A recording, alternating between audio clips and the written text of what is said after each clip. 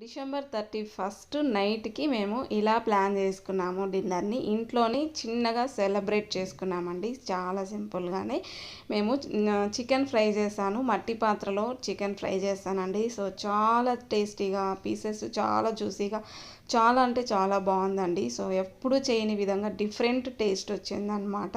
ఈ రెసిపీ నేను త్వరలోనే అప్లోడ్ చేస్తాను. చాలా సింపుల్గా బాగా చేశానండి. ఎంత పర్ఫెక్ట్గా కుదిరిందనమాట.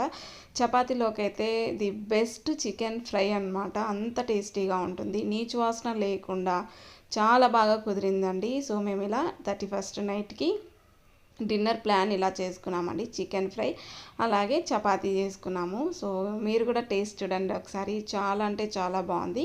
వీడియో అప్లోడ్ చేసిన తర్వాత మీరు ఒకసారి రెసిపీని ట్రై చేసి చూడండి. సో మీ అందరికీ హ్యాపీ న్యూ ఇయర్. మరి మీ న్యూ ఇయర్ని మీరు ఎలా సెలబ్రేట్ చేసుకున్నారో కామెంట్లో షేర్ చేయండి.